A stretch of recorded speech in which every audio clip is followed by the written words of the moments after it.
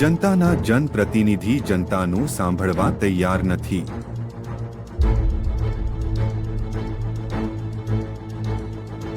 અબડાસાના ગામડાઓના રસ્તા અંગ્રેજો વખતના। અબડાસાના ગામડાઓના લોકો વિકાસ કેવો છે પૂછી રહ્યા છે। અબડાસાના અમુક ગામડાઓ જેવી રીતે લૈયારી છે, લાખણીયા છે, આવા જ્યાં જ્યાં હું ગયો છું એ ગામડાઓ આજની તારીખમાં વિકાસનું મોઢું કેવું હોય ને નથી જોયું। અહીંયા કને આવ્યા 4-5 કિલોમીટરનો રસ્તો છે, નલિયાથી લૈયારી આવતા એ રોડની હાલત જોઈ તો એમ લાગે છે કે અંગ્રેજો બનાવી ગયા, એ ચાલ્યા ગયા, એ બાદ છે ને આ રોડ બન્યું જ નથી, એવી હાલતમાં પડ્યું છે। બીજું અહીંયાની સ્કૂલની હાલત પણ કથળેલી છે।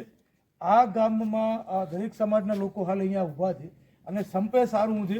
અહીંયા પાણીની વ્યવસ્થા નથી, લાઇટની વ્યવસ્થા નથી, જે સ્ટ્રીટ લાઇટ આવે એની આ જે બેઝિક સુવિધાઓ છે, જે ભારતના બંધારણમાં રોડ, રસ્તો, ગટર, પાણી, લાઇટ જે સુવિધાઓ આપવી છે એ સુવિધાઓ જો સરકાર ન આપી શકતી હોય, આ ડબલ એન્જિનની સરકાર 30 વર્ષ થયા, ભારતીય જનતા પાર્ટીની ગુજરાતમાં સરકાર છે, આવા ગામડાઓ અબડાસાને એક અલગ વંચિત રાખવામાં આવતું હોય તો મારી એક વિનંતી છે કે હવે અબડાસાવાસીઓ ભાજપ સરકારને લાત મારો।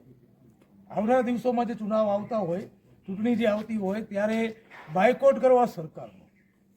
અબડાસાના ધારાસભ્યશ્રીને કહેવાનું છે કે સાહેબ આપ કોંગ્રેસમાં હતા, કોંગ્રેસમાં કામ ન થયા તો આપ ભાજપમાં ચાલ્યા ગયા, હવે ભાજપમાં તમારી સરકાર છે, જે પક્ષમાં તમે જોડાયેલા છો એ સરકાર છે, જો હજી તમારાથી કામ ન થતું હોય ખરેખર રાજીનામું આપી દેવું જોઈએ, જો આપથી કામ ન થતા હોય તો।